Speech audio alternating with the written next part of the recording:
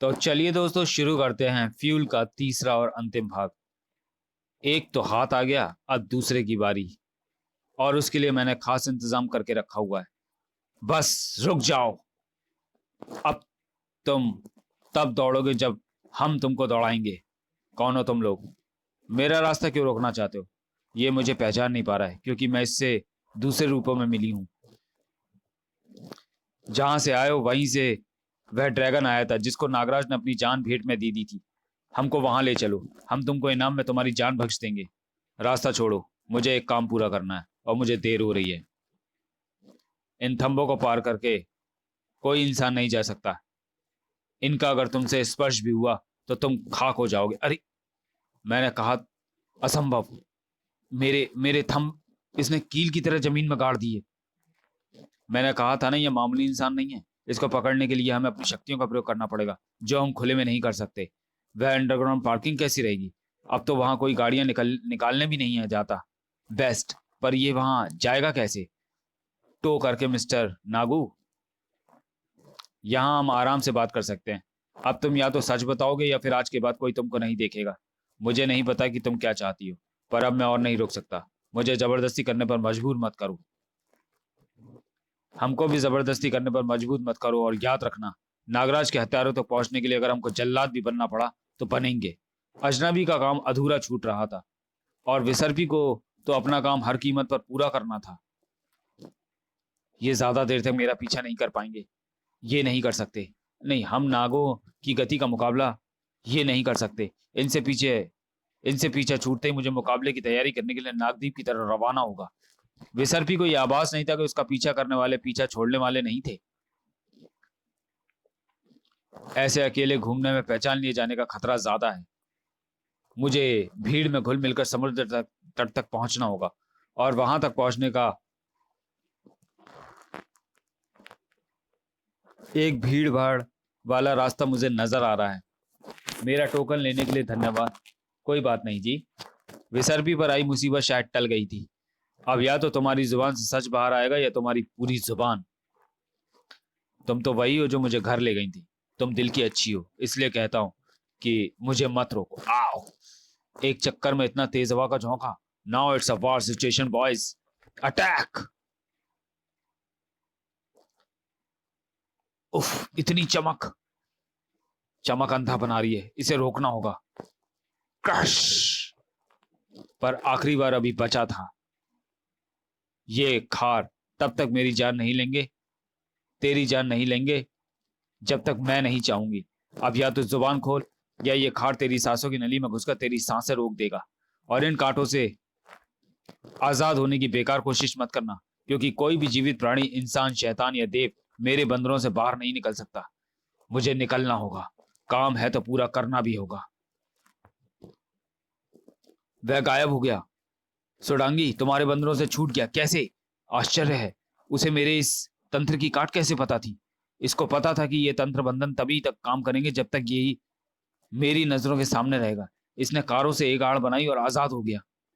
पर वह आजाद होकर गया कहाँ? ऐसी विचित्र शक्तियों वाले खलनायक का खुला घूमना ठीक नहीं है।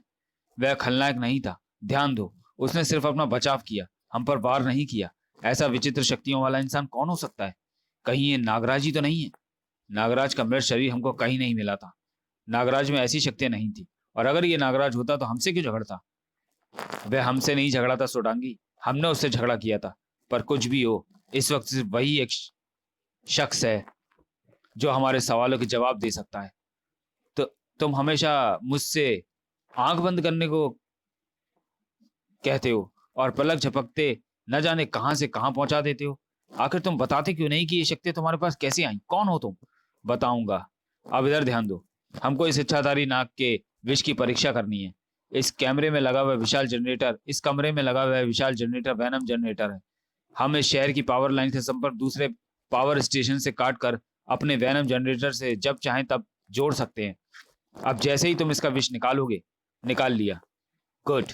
अब हम पावर लाइंस का कनेक्शन दूसरे पावर स्टेशन से काटेंगे, अपने वैनम जनरेटर से जोड़ेंगे। पल भर के लिए शहर अंधेरे में डूबेगा, लाइटें जल उठेंगी। अगर इच्छाधारी के विष में ताकत होगी तो कमाल हो गया। इच्छाधारी के जरा से विष ने पूरे महानगर को पावर सप्लाई कर दी। चलो, मेरी गली गली में कोबरा ढूंढने की मुसीबत भी टली। हमको ऐसे इच्छाधारी नाग और चाहिए। इससे पता करना होगा कि ये नाग कहाँ से आया है, और तब तक मेरे साएं दूसरी इच्छाधारी नागिन को हमारे पास ले आएंगे। और एक बार इच्छाधारी नागों पर हमारा कब्जा हो गया तो फिर पूरी दुनिया पर हमारा कब्जा होने में ज्यादा देर नहीं लगेगी। यानी ये लड़ाई अभी खत्म नहीं हुई है। ठीक है, अगर इनको युद्ध ही चाहिए तो वह भी दर्शकों के सामने, और वह भी दर्शकों के सामने, तो मैं तैयार हूं विसर्पी के रण रूप के साथ। मुझे पता है कि तुमको मारना मुश्किल है, पर असंभव नहीं है। मैं तुमको इतने छोटे छोटे टुकड़ों में काटूंगी कि तुमको जुड़ने में ही सालों लग जाएंगे। हमको जुड़ने की जरूरत नहीं है, या किसी, क्योंकि हम अपने किसी भी अंग से पूरा उग सकते हैं, चाहे हवा से या किसी दूसरे शरीर पर। विसर्पी इस हमले से कभी बच नहीं सकती थी, उसको मदद की सख्त जरूरत थी।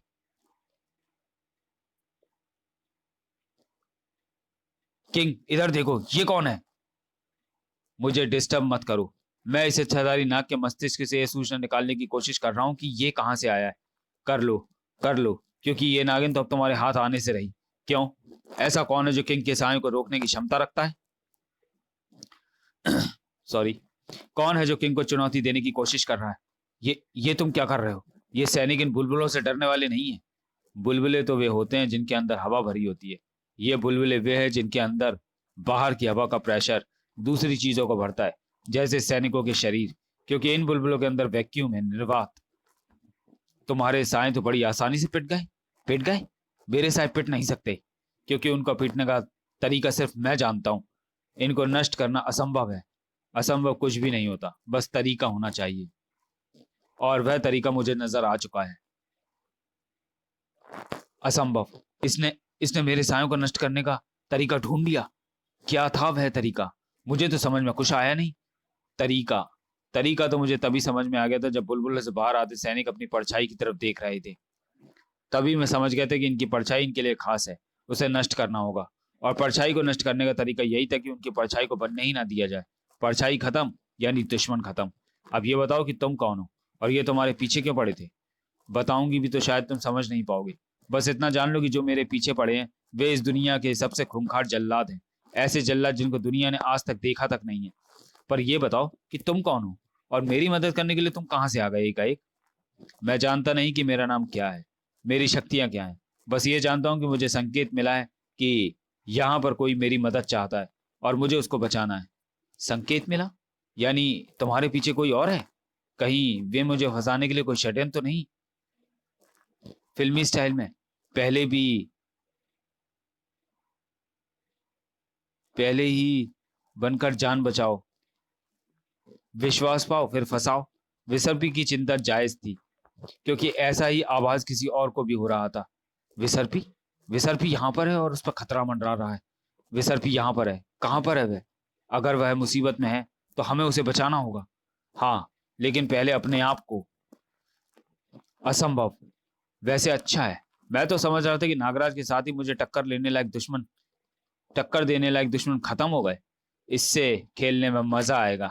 मैं चाहूं तो अपने प्रभाव का प्रयोग कर पूरे शहर की पुलिस या मिलिट्री को भी इसके पीछे लगा सकता हूं, पर इसको मैं इसी की भाषा में जवाब देना चाहता हूं।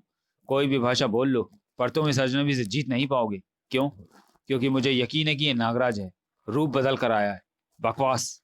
नागराज मर चुका है, पर याद रखो, उसके शरीर का एक टुकड़ा तक हमको नहीं मिला था, क्योंकि धमाके से उसका शरीर धूल बन गया था। धूल बन गया था या वह बच निकला था? तो मानो ना मानो, ये नागराज है। असंभव। यह असंभव है। क्यों? तुम ये बात इतने दावे के साथ कैसे कह सकते हो? क्योंकि नागराज तो मेरे पास है। क्या है ये रहस्य? जानने के लिए पढ़ें क्रमशः। तो चलिए दोस्तों, वीडियो को यही समाप्त करते हैं और मिलते हैं नागराज की अगली वीनॉम में। तब तक के लिए धन्यवाद।